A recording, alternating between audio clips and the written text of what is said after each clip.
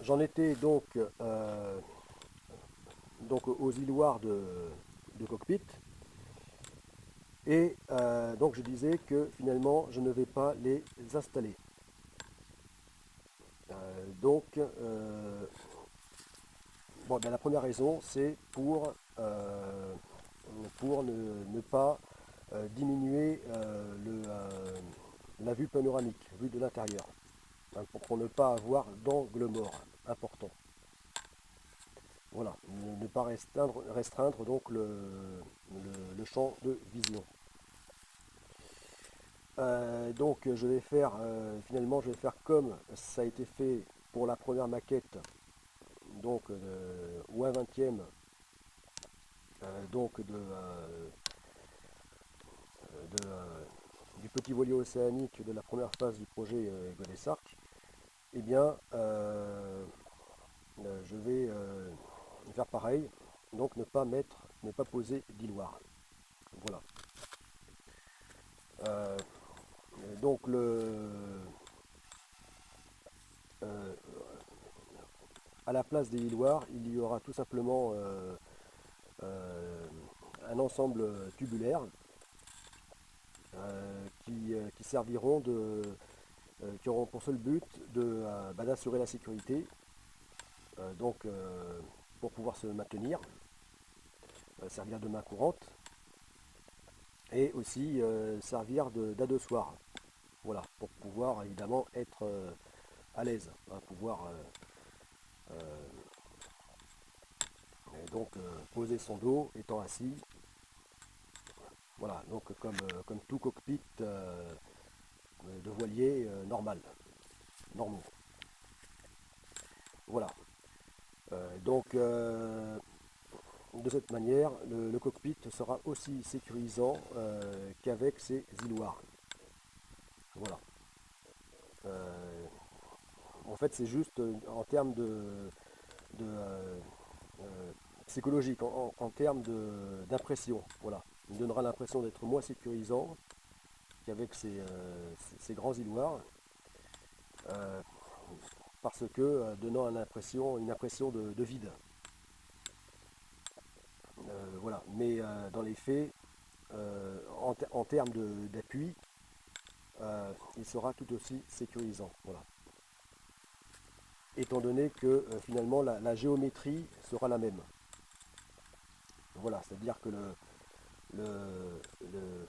les zones délimitées par les tubes seront les mêmes que celles délimitées donc par ces îloirs. Voilà. Donc ainsi, j'aurai l'avantage donc de autant de sécurité, hein, pour le skipper et l'équipage, autant de sécurité. Donc pour pouvoir bien se maintenir dans le cockpit et ne pas être éjecté par les paquets de mer, euh, euh, tout en ayant un champ une vue panoramique de l'intérieur, donc un champ de vision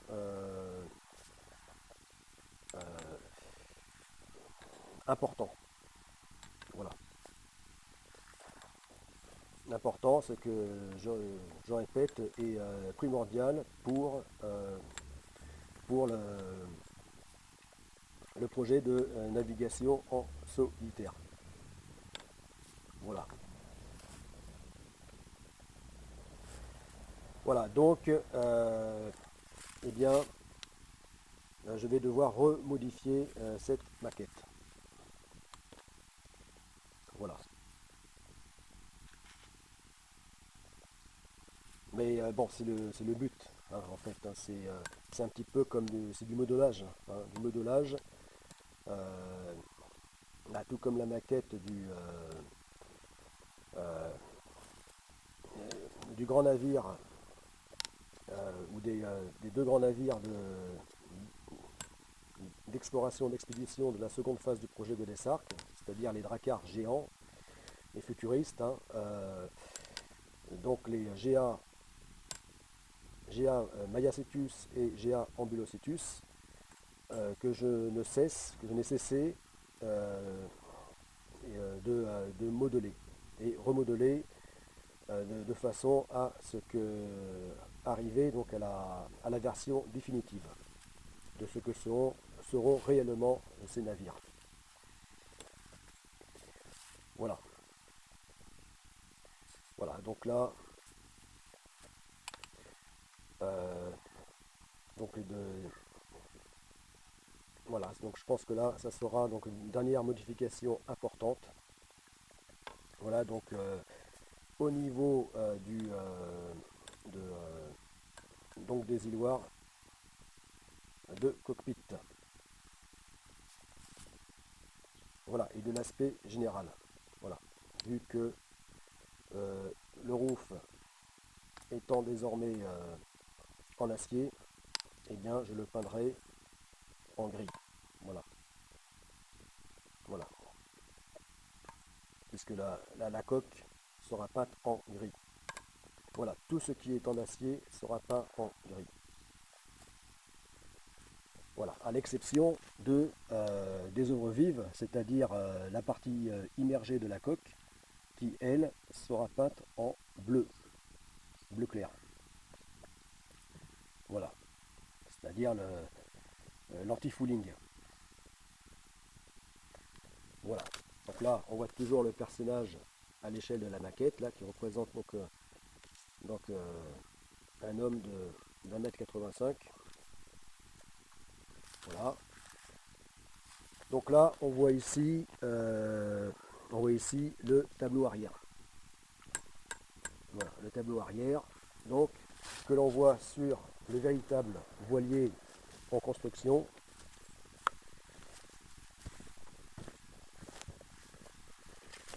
Voilà, que l'on voit ici. Sauf que là, il se trouve à l'envers. Voilà. Et là, donc, en poursuivant cette construction, eh bien, je vais repositionner, enfin positionner cette structure à l'endroit. Voilà, tout comme se trouve la maquette.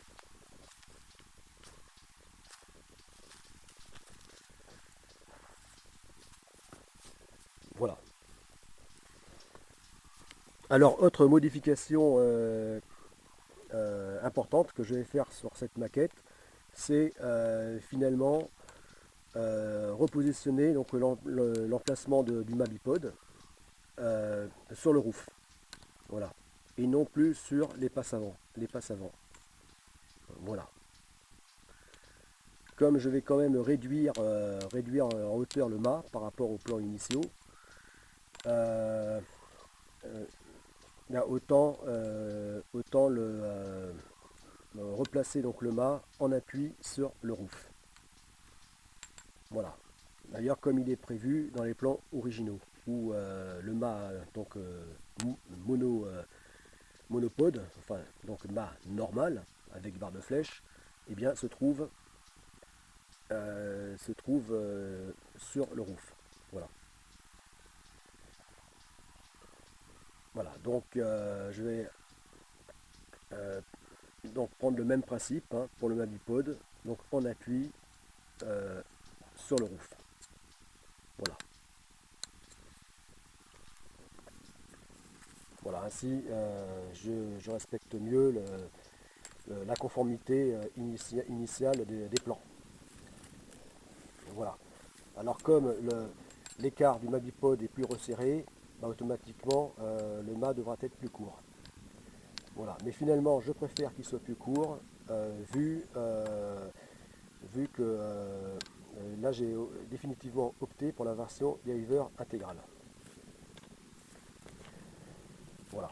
Donc le mât ne fera qu'une dizaine de mètres au lieu de 12 mètres. Voilà, comme c'est indiqué sur les plans initiaux. Voilà, donc forcément j'aurai donc une surface le voilier aura une surface de voilure inférieure aux plans initiaux. Donc un voilier qui aura moins de puissance, potentiellement donc vélique, hein, donc par petit temps. Donc risquera de se traîner par petit temps. Euh, mais encore une fois, je rappelle que la vitesse n'est pas du tout le but de cette immense navigation. Mais le fait d'avoir un mât, voilà, il est tombé, c'est pas grave. Et, bon signe, il s'est remis à l'endroit. Voilà, ça c'est un bon présage. Il s'est redressé, très bon présage. Voilà. Et le skipper, bon, on peut dire qu'il est tombé à la mer, mais à, grâce à la ligne de vie, eh bien, et donc le câble qui le rattache à la coque, il a pu remonter à bord. Voilà. Donc ça c'est un bon présage que la maquette se soit remise à l'endroit parce que eh bien, si dans la réalité il lui arrive la même chose, que dans une mer démontée il se retrouve à être chaviré par une déferlante, eh bien comme ici présent, il se remettra à l'endroit. Voilà. Et c'est justement pour ça que c'est l'avantage de lui faire un mât plus court. C'est qu'en cas de très mauvais temps, il sera beaucoup plus sécurisant. Voilà, c'est là qu'il aura tout son potentiel de puissance et donc de vitesse, une meilleure stabilité, et que même en cas de retournement complet, hein, de chavirage, eh bien, il y aura des chances de se remettre à l'endroit sur pattes, hein, sans, donc en ayant même de meilleures chances de ne pas casser le mât. Voilà, de se redresser avec le gréement, le mât toujours en place. Voilà, ce qui n'est pas toujours le cas.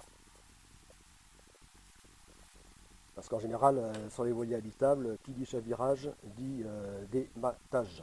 Donc beaucoup de casse sur le pont. Beaucoup d'avaries, de dégâts. Voilà.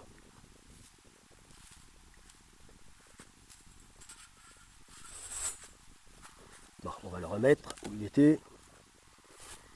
Voilà. Donc ici, c'est à peu près le milieu du navire, hein, de ce petit voilier océanique. Voilà. Hein, puisque là, il y a donc 4 mètres derrière et 5 mètres devant.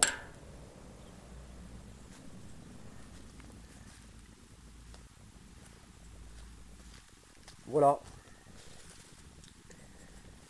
Donc les couleurs gris aluminium, c'est-à-dire aluminium brut, hein, gris métallisé, eh bien on ne donc la retrouvera plus au niveau du roof, mais on la retrouvera au niveau donc des équipements de pont. Voilà.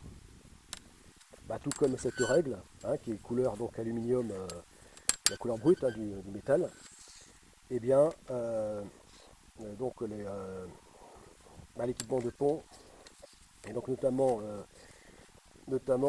donc les espars, hein, c'est-à-dire le mât, etc., et la power cage, hein, le portique arrière, eh bien voilà, seront, seront donc comme cette règle, en aluminium brut. Voilà, donc le grand avantage, c'est que donc je n'aurai pas besoin de peindre. Voilà, ce qui me fera gagner du temps. Voilà.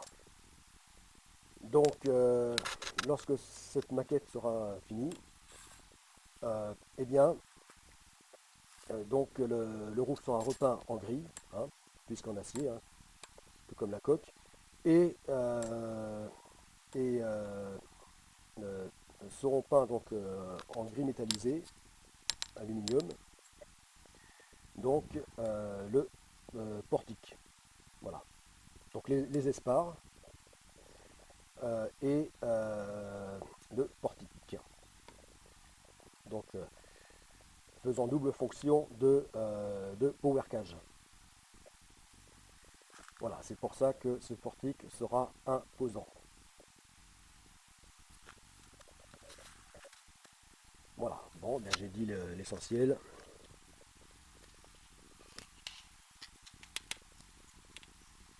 Voilà.